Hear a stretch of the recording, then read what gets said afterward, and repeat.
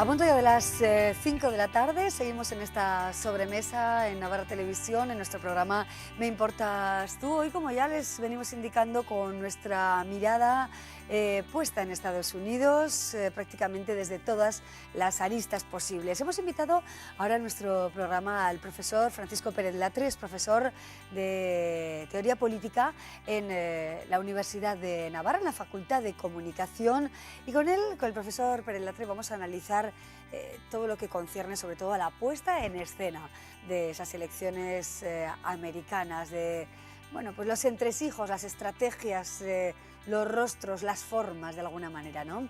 Profesor Pérez Latre, ¿cómo está? Buenas tardes. Muy buenas tardes, encantado de estar aquí. Acompañarnos, sin duda. Un día muy interesante para aprender sobre comunicación, sobre medios. Efectivamente, supongo también que en la universidad y en la Facultad de Comunicación se estudian a fondo las elecciones americanas, y los periodistas, sin duda alguna, futuros profesionales, pues lo viven también con intensidad, ¿no? Sí, son campañas que tienen que conseguir efectos importantes en poco tiempo, y eso hace que sea muy interesante estudiarlas, ver cuáles son las claves. Qué tipo de planes de comunicación funcionan mejor o peor.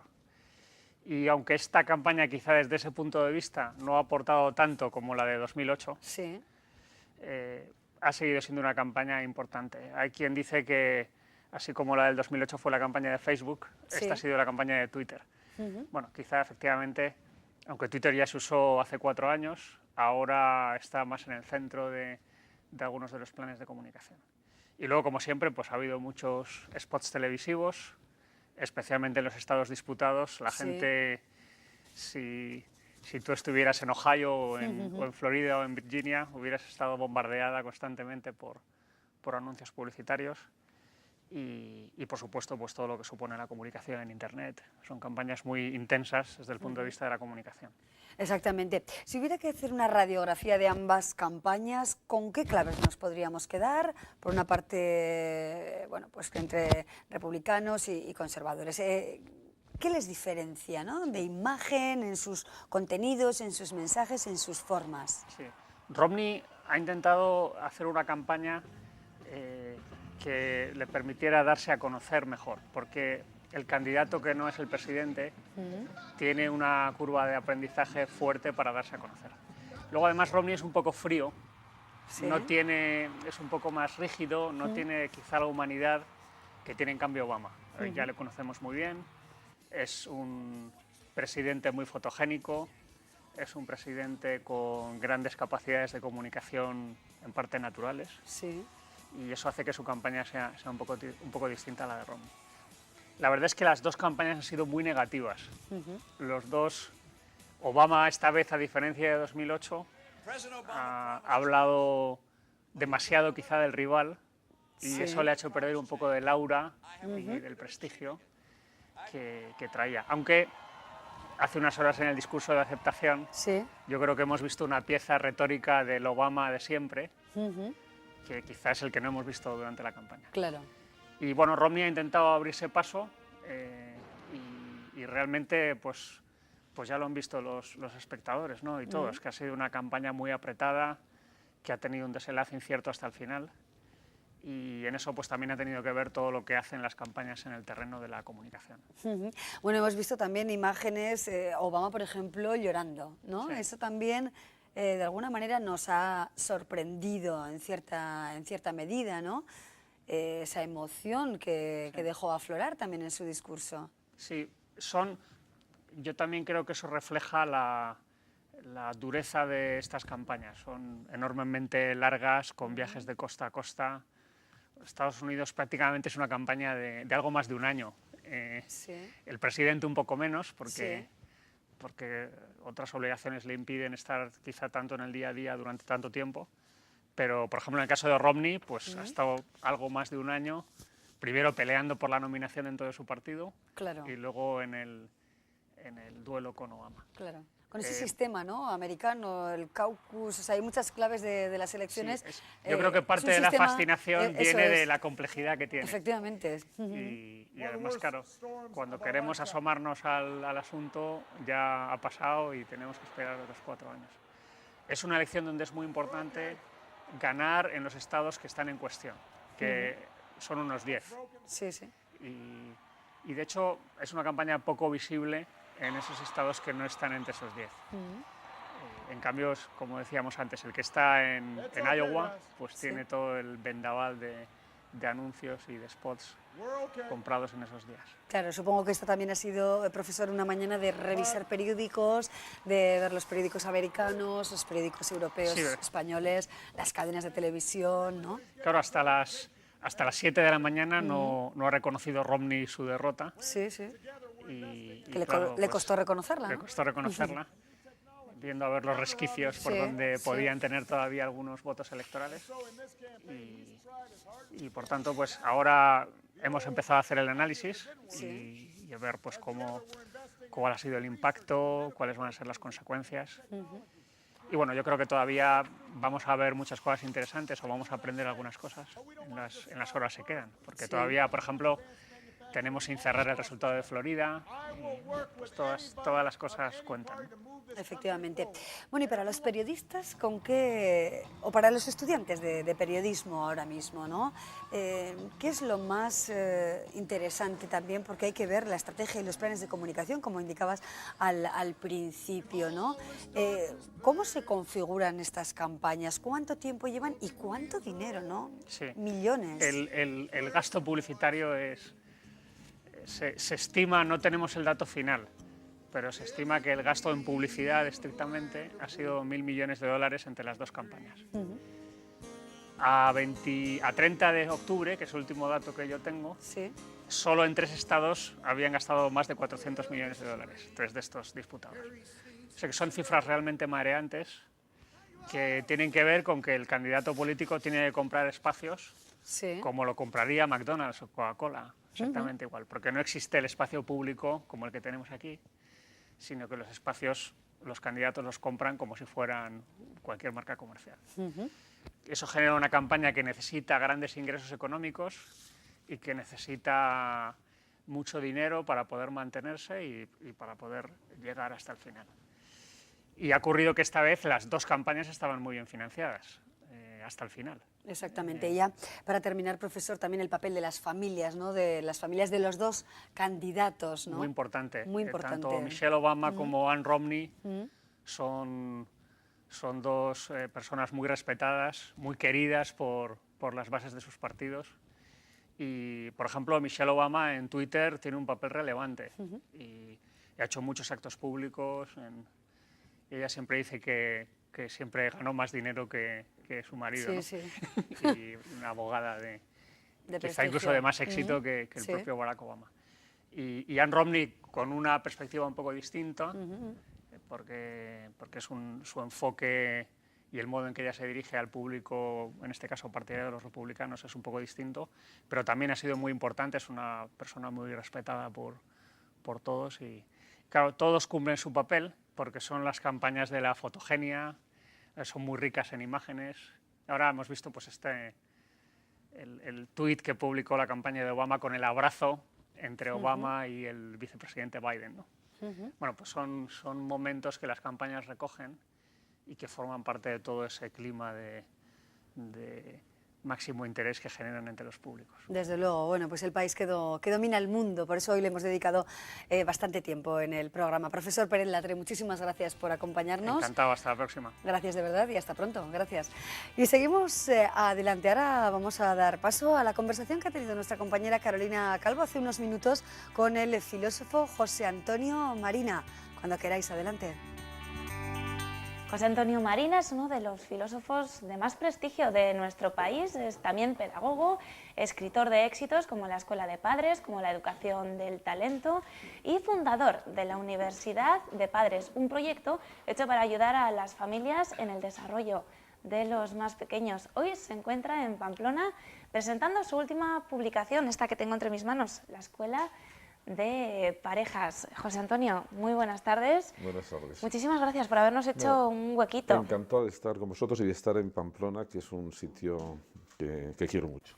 José Antonio, después hablaremos de esta Escuela de Padres, pero antes, para situar a los que nos estén viendo en sus casas, ¿qué es la Universidad de Padres? ¿Para qué nació? Bueno, nació para resolver un problema muy extendido. Los padres y madres, están realmente preocupados por la educación de sus hijos. No es verdad que no se preocupen de la educación de sus hijos, lo que pasa es que no saben cómo hacerlo. Y no porque ellos sean ahora menos inteligentes o menos cariñosos que antes, es que nuestra sociedad se ha vuelto muy compleja.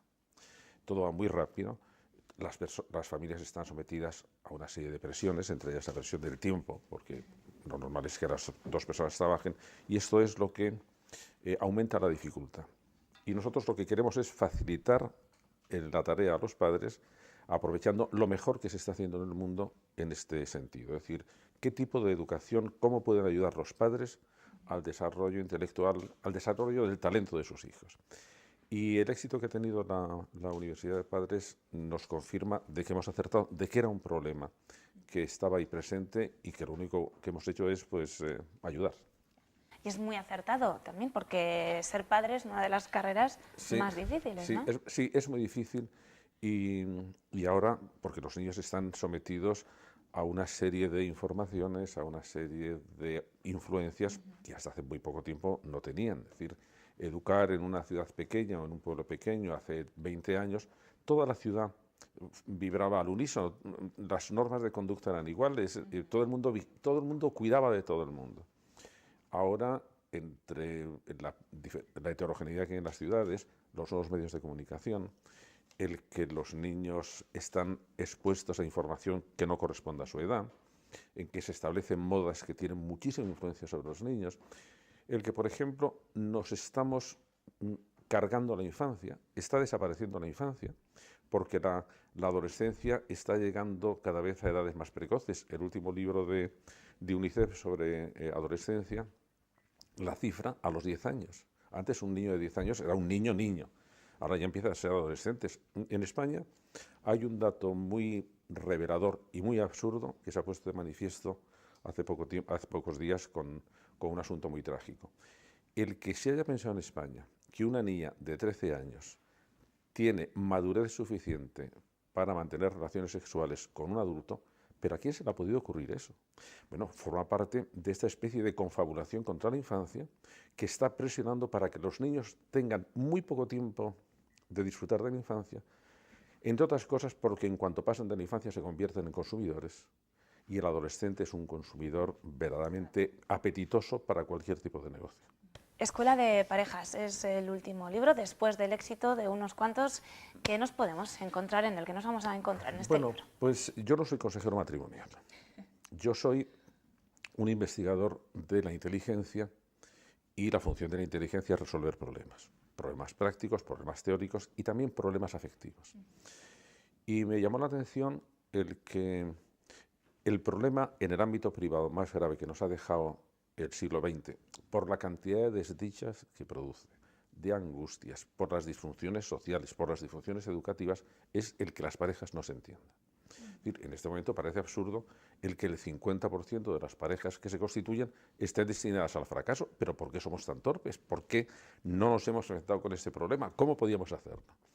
Entonces, en este libro lo que expongo es, en Estados Unidos sobre todo, llevan ya programas de preparación para resolver los conflictos del matrimonio y para conseguir que las parejas duren, pero duren con satisfacción, no duren porque el Código Civil lo obligue.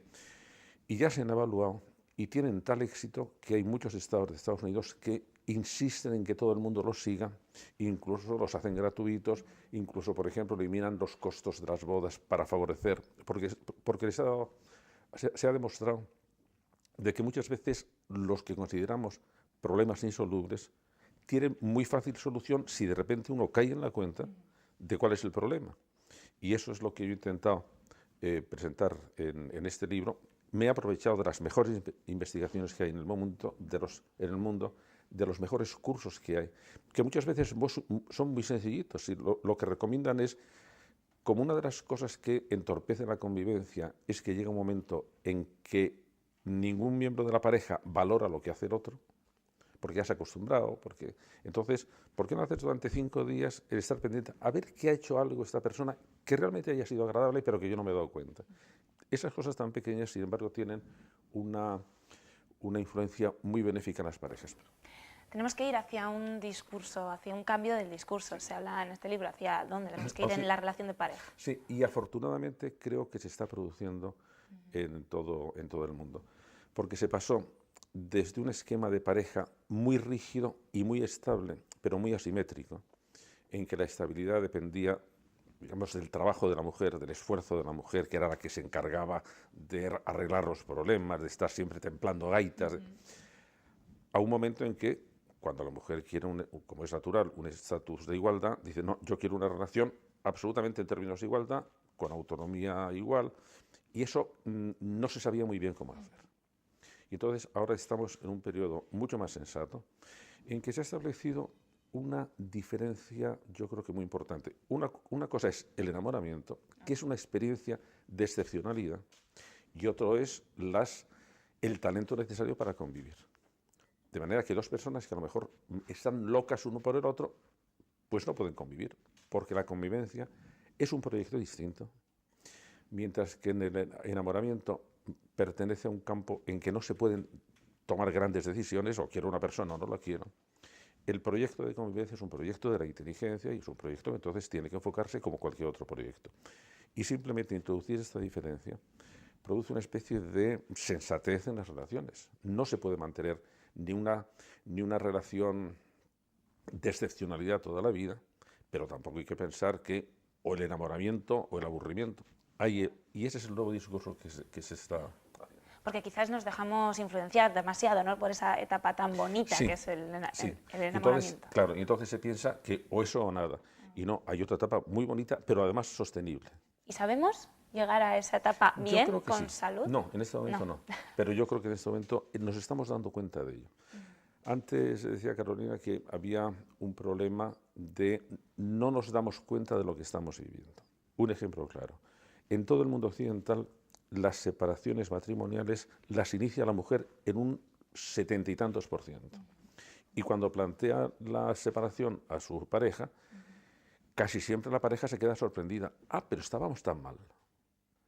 Porque hay distintas expectativas en las relaciones de pareja, en el hombre y en la mujer. Bueno, simplemente el saber que esto es así, el saber, por ejemplo, que primero, que problemas relacionados con la pareja es la causa número 1 de la asistencia a psicólogos en Estados Unidos. Y segundo, que casi siempre tiene que ver con algo referente al lenguaje. Fundamentalmente que no se habla, o que no se habla de ciertas cosas, o que se habla pero surgen inmediatamente malentendidos. Bueno, vamos a ver por qué surgen malentendidos. Son cosas que se pueden aprender. Desde luego, cosas, José Antonio, muy interesantes de las que podríamos hablar durante muchísimos minutos más, pero estamos ya casi llegando al final. Por último, José Antonio, usted mismo dice que este libro, para que sea un triunfo, lo tienen que leer ellos y recomendárselo a ellos. A mí me encantaría que lo leyeran los hombres y se lo regalaran a sus parejas, por una razón, porque así, como trata de la inteligencia, no es un libro, digamos, de amores románticos, sino de una cosa mucho más, cómo podemos hacer una convivencia amorosa satisfactoria, estimulante, agradable. Y además, así se podrían reconocer algo que en general a los hombres nos da vergüenza, que a nosotros también nos interesa muchísimo que las relaciones de convivencia y las relaciones afectivas sean buenas, pero tenemos muchísimo miedo a hablar de ello, o no tenemos pudor, y el hecho de decir de una manera elegante y discreta, he leído este libro, me ha gustado mucho, ¿por qué no lo lees? Es una manera estupenda de iniciar una buena conversación. Claro que sí. José Antonio Marina, pues muchísimas gracias por habernos atendido en este programa, Me importas tú, y que su estancia en Pamplona sea un éxito y logre todo lo que... Muchísimas gracias por vuestra invitación. Gracias, José Antonio. Bueno, pues nos quedamos con esa escuela de parejas. Gracias, Carolina Calvo, y gracias también a José Antonio Marina, que nos ha acompañado hoy aquí en Me importas tú, en esa sede de Diario de Navarra, en el centro de Pamplona.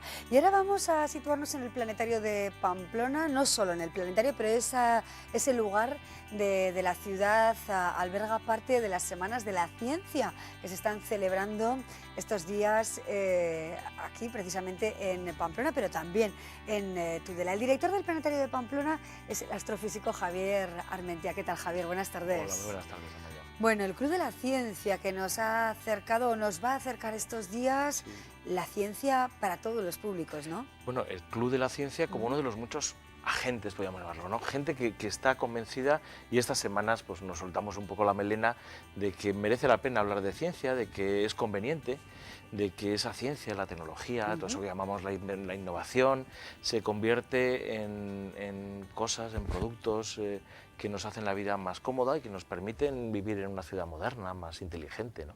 Esto se ha ido convirtiendo en exposiciones, en talleres para los chavales, para la gente mayor, conferencias, y el Club de Amigos de la Ciencia, que ha nacido hace muy poquito, pues yo creo que es una iniciativa estupenda, que nosotros hemos abrazado desde el principio en el planetario, gente que quiere llevar la ciencia a la calle, a la gente, y sobre todo en un idioma muy claro, y no solamente porque sea divertida, que la ciencia puede ser muy divertida, Sí. Sino porque es muy importante, sobre todo para dar a conocer cosas que nos están cambiando el mundo y que a veces, como somos usuarios, pues no le damos mayor importancia, ¿no? Pero fíjate que mucha gente nos está viendo a través de tecnologías que hace 5 años no existían, ¿no? Usamos teléfonos, nos comunicamos con la administración, o vivimos en una ciudad cuyo transporte se ha ido renovando, la recogida de basuras, las acometidas, todo. Realmente dices, si no hubiera ciencia, todas estas cosas no podrían estar, ¿no? ¿Verdad? Y decías, Javier, divertida, y lo cierto es que ayer se pasó una tarde divertida también divertida, sí. en el planetario, ¿no? Con María Jesús Fernández Gonzalo, que se jugó en cierta medida el tipo, Sí, que hizo un experimento con nitrógeno. Hizo bastantes, ¿Verdad? fíjate, el nitrógeno líquido es un... El nitrógeno está por todos los lados, que fíjate, el 70% del aire que respiramos es nitrógeno, ¿no? Lo que pasa es que ese nitrógeno, cuando lo pones a 200 grados bajo cero, se convierte en un líquido muy curioso. Fíjate, es una temperatura terrible. Normalmente no, es decir, nuestros refrigeradores pueden llegar a 20 grados bajo cero, una cosa así.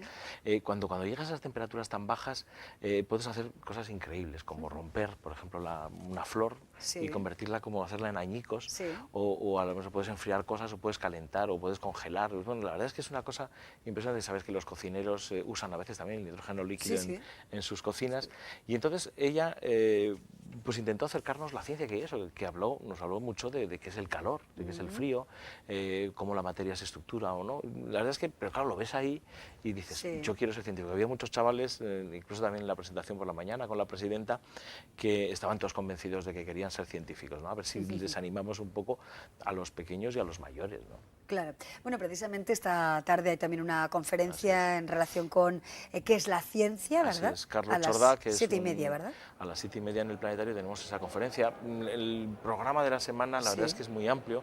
Tenemos esa ciudad inteligente que va a estar, de hecho, hasta después de Reyes, la vamos a mantener en el planetario.